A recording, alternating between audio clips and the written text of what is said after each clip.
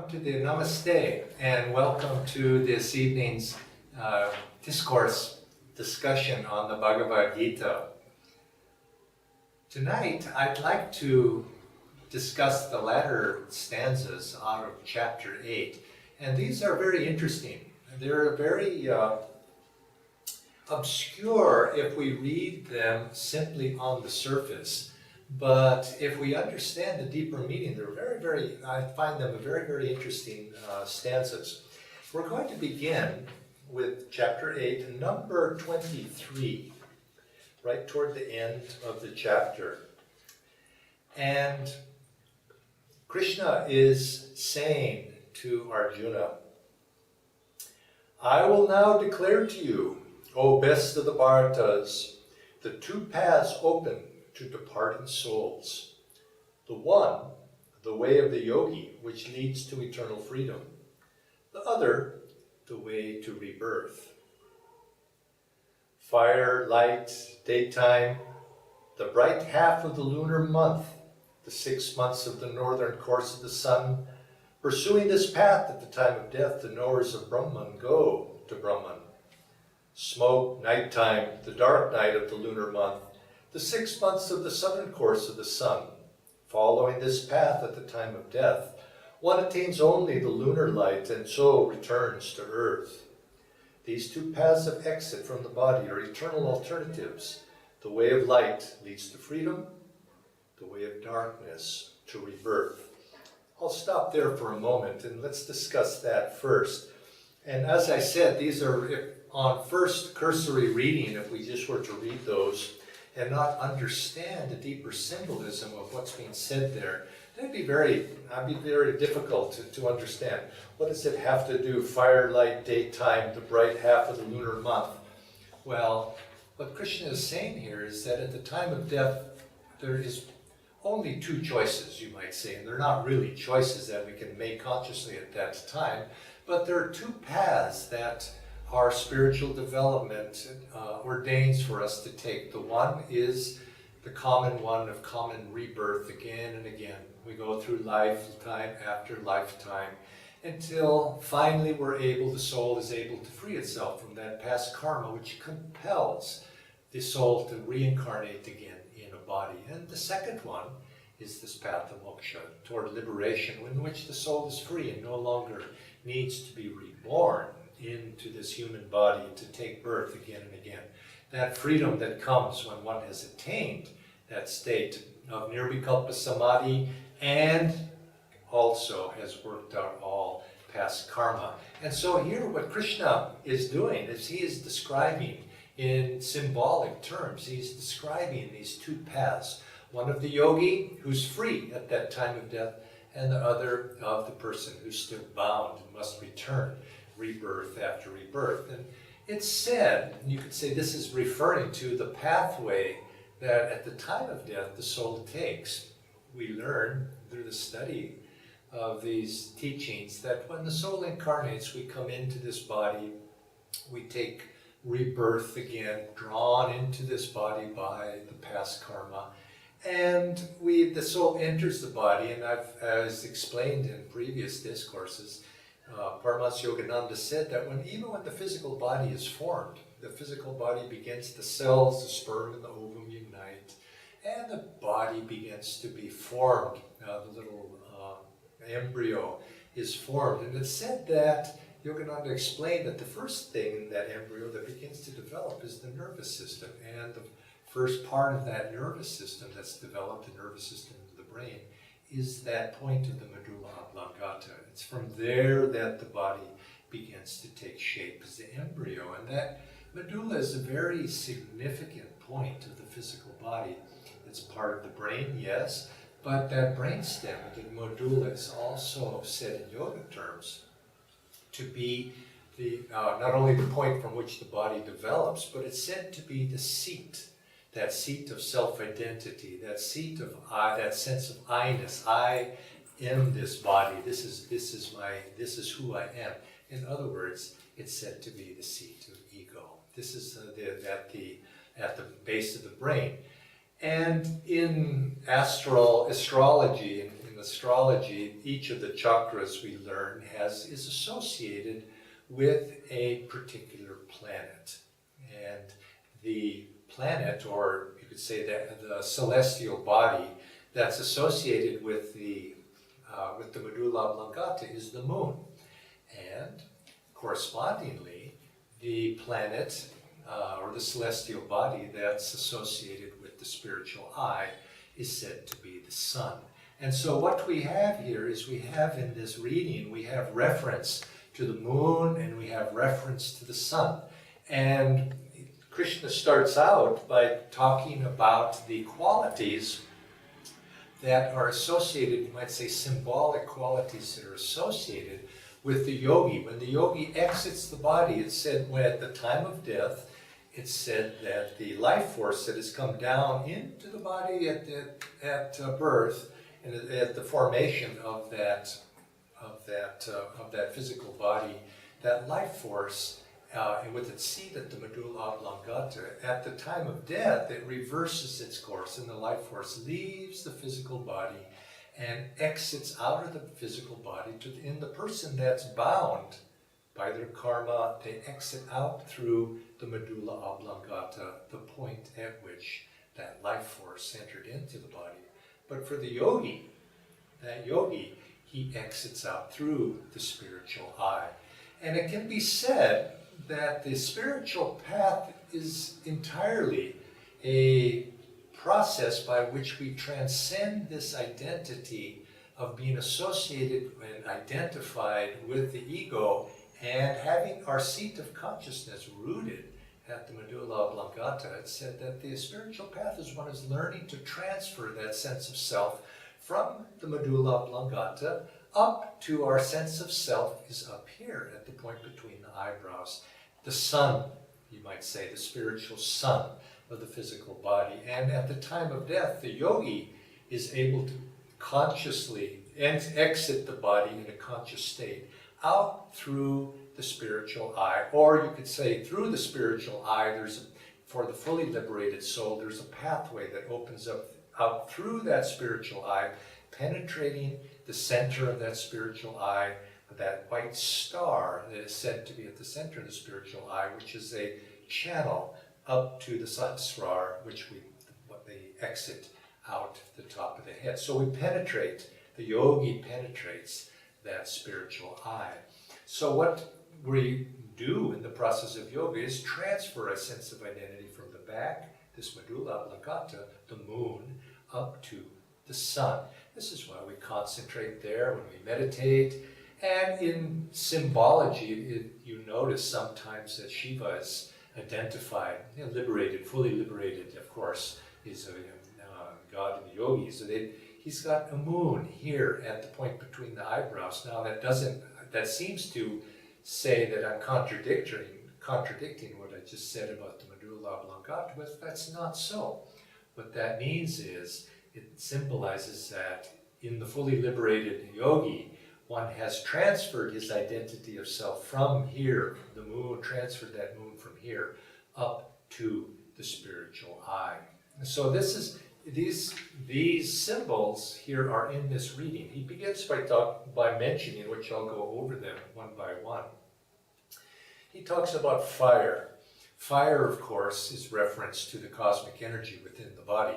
The cosmic energy in the fully liberated yogi is awakened. That energy is awakened.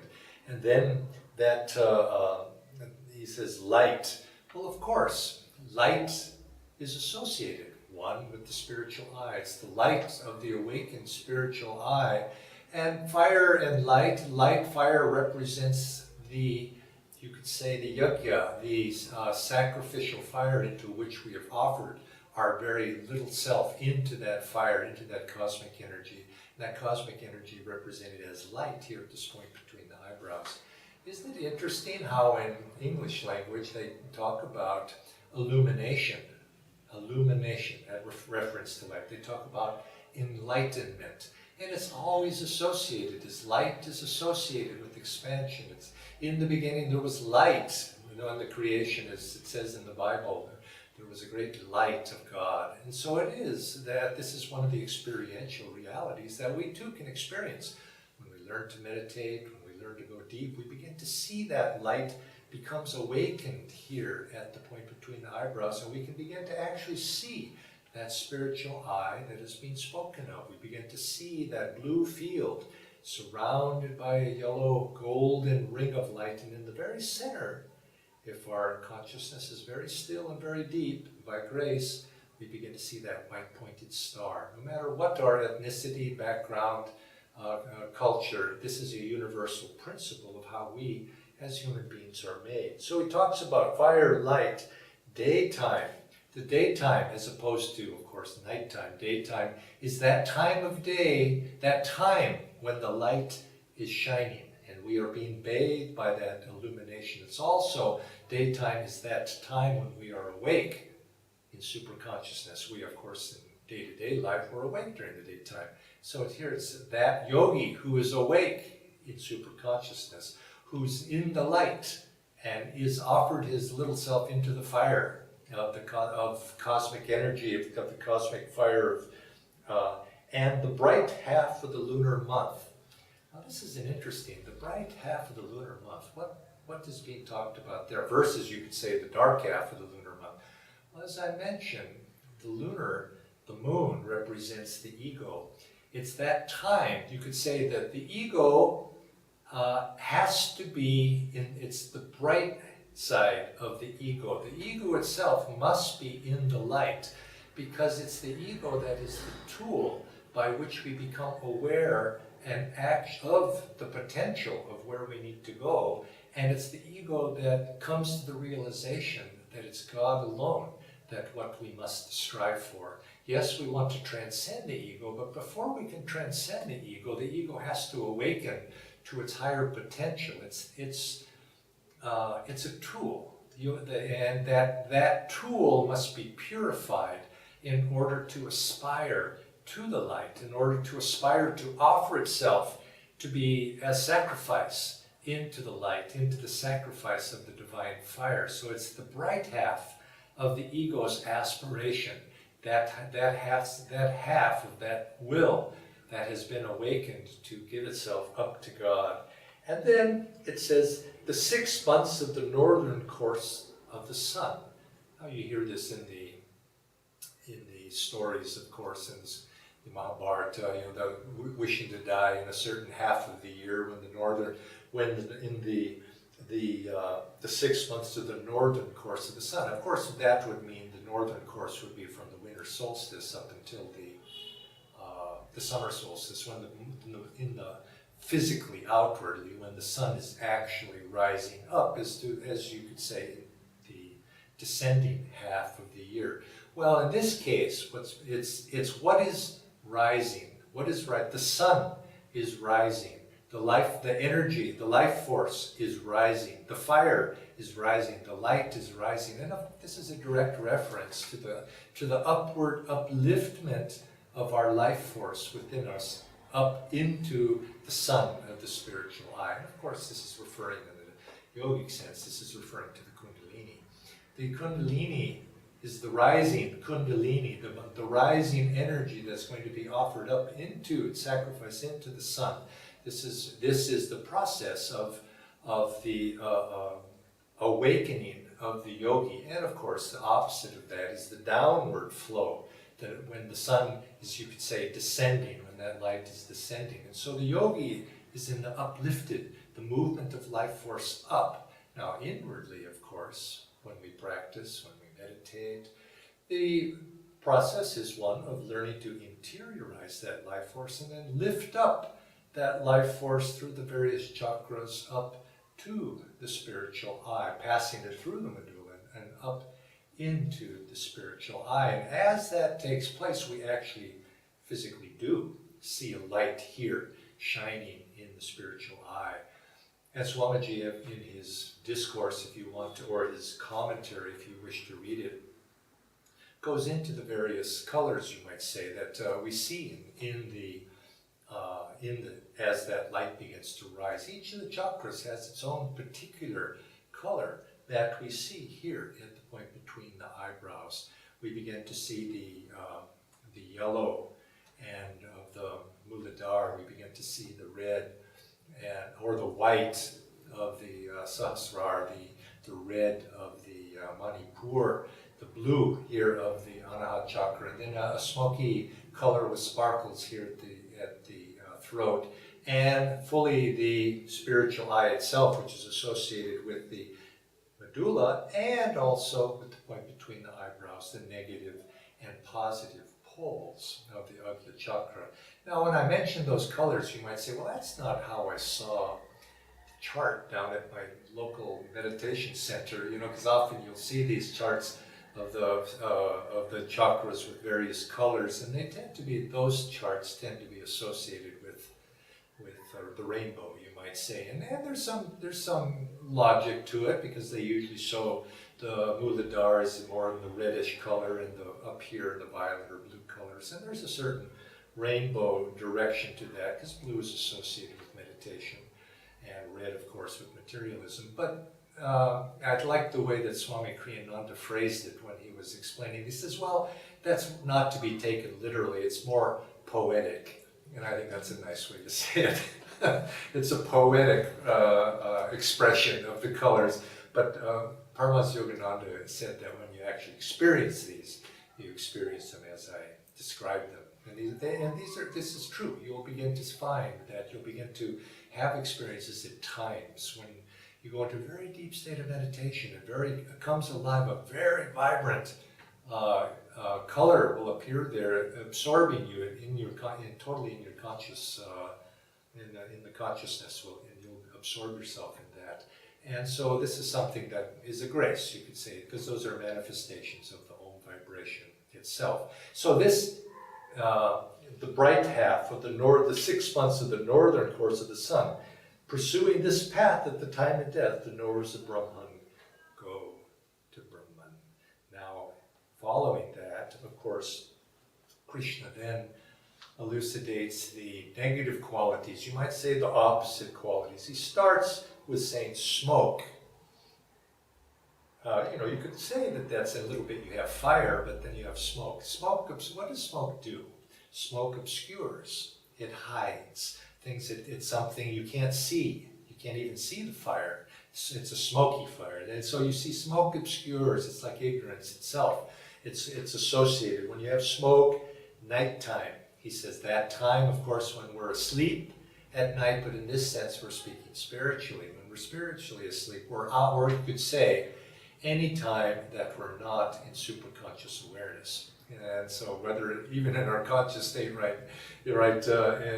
in day-to-day activities, that too, to the yogi, that's night to the yogi. Day to the worldly man, night to the yogi, is that other phrase in the Gita says. And so this is, if we live out of that state of God consciousness, this is the path ultimately too of rebirth. Pulling us back, the dark half of the lunar month. In other words, what the ego's not even awakened yet to the need to seek something deeper. Not even awakened to the need that there's some greater potential for us. And this too, if we're not, we can't expect to find liberation. We can't expect to find these fruits of meditation if we're not even looking. So we have the ego itself, you could say, has to be purified. And this too needs to be, we need to consider this, as we have to awaken that desire for God. And yes, we can't, that's an egoic desire, but yet it's a pure desire to want God. And so this is what we begin the spiritual path with, is that desire. And that usually comes through, first, awakening the heart's longing for God. It's the awakening and then purifying the heart itself is where we begin the spiritual path. God, I want you. Or you could say, God, I'm dissatisfied with what I have. Perhaps you're suffering. But whatever it is, you begin to see and search for a solution to what ails you. And that, of course, is the overcoming of ignorance. Smoke is what the problem is we have to clear that smoke through our meditation, through our spiritual practice. It's like puffing, or it's like a breeze that begins to blow that aside. The 6 months of the southern course of the sun, this again is that time when the life force is going down, the Kundalini energy is going down. Kundalini is said to be locked, you could say, locked in the Muladhara chakra. And it's locked in the sense that it's not, Kundalini is not really static. We don't want to think of it as that way. Yes, it's said to be sleeping, but you could say more that it's locked into an outward flow. The life force is our energy, the energy of our aspirations. For the worldly person, generally engaged in ego identity, is outward. It's the seeking of satisfaction outside of ourselves, outside of our true nature. And so to long is that searchlight of our minds, the searchlight of our aspiration is outwardly, out into materiality, into this physical world. You could say the Kundalini is locked. It's in that, we're in this cycle of birth and death and birth and death. And so it's locked into that outer shining. So that energy is always shining in one direction or the other. But I guess you could say maybe there's aspects of it goes in both directions. Because Swamiji did often say, he says, people ask the question, well, how do I awaken Kundalini? And the idea is I want to change that focus of that direction from outward into inward and upward. And that doesn't happen. I maybe never, I can't say never, but it doesn't usually happen unless one's a great, great soul, advanced soul, all at once. It usually, there's sparks of that outward flow are always being, just like a fire, campfire, there's sparks that are always going out and some are going up. And so whenever, as Swami Kriyananda would say, he says, whenever you have a kind thought, there's going to be an upward, there's a little bit of a spark going upward. Now, a spark is just a little ember, it's a little piece, and it dies out. And what we have to do, of course, is to turn those sparks into a living flame of continual upward direction. But any positive thought, any positive direction, any positive aspiration that will uplift the energy, you could say, is a pull, is a reminder of the energy itself going upward. But the fact is, it is until we are able to withdraw our attention really away from the searchlight of the senses being pointed outward into the world itself. Until we can withdraw from that, really the majority of that campfire is shining outward rather than inward. So that's what we do through yoga. That's the whole yogic path is learning, as we explained earlier in the earlier chapters of the Gita, is remember the one of the tortoise withdrawing itself back into the shell, is withdrawing those senses back in and then beginning to shine that light within into the deep spine and then upward and directing that life force upward. And then that searchlight begins to go up and we begin to have this awakening that begins to take place. And so he concludes here in this first part of this evening's reading with number 26. These two paths of exit from the body are eternal alternatives. The way of light leads to freedom.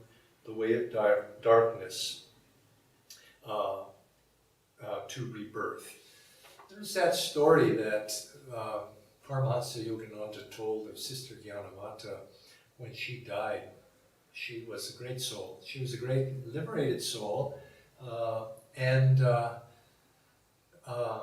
Master, when she passed away, he found that whenever one of his close disciples passed, he could never be in the room with them. Because some divine said, Divine Mother always called me out of the room because she knew that if I was there with that soul, I would be praying to her, and I would keep that person in the body.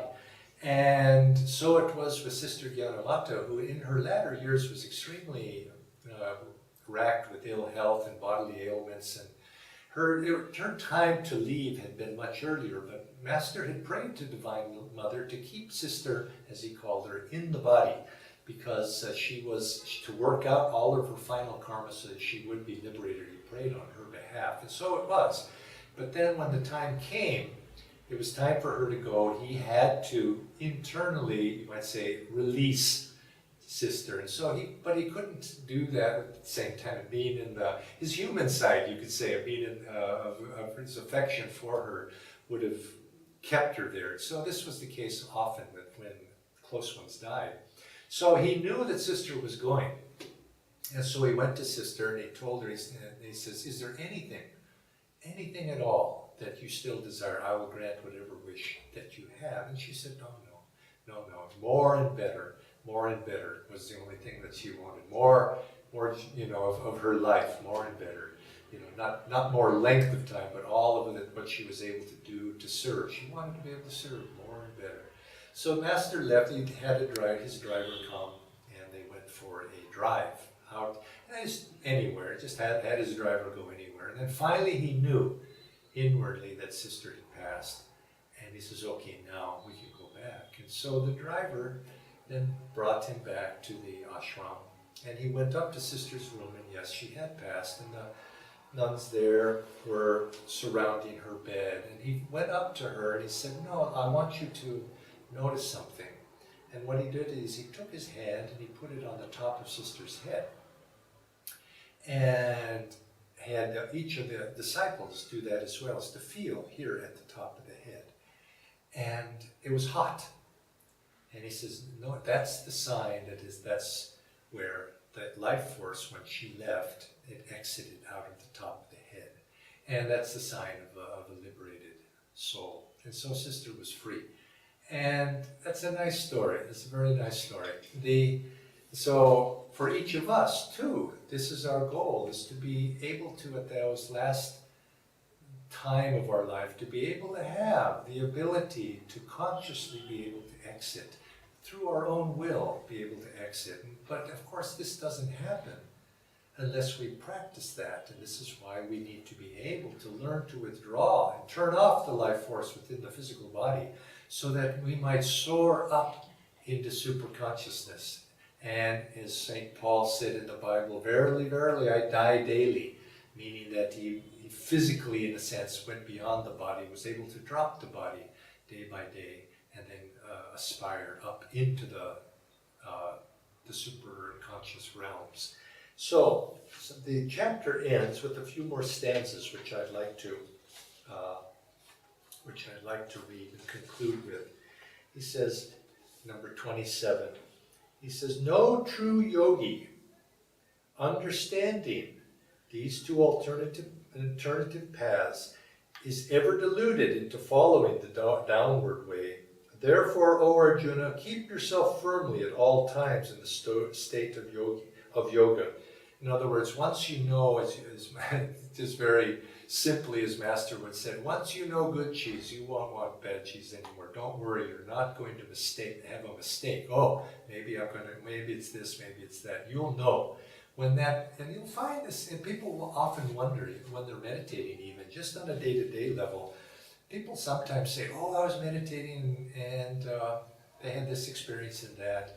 And sometimes they don't know, did I have a superconscious experience or did I have a subconscious experience?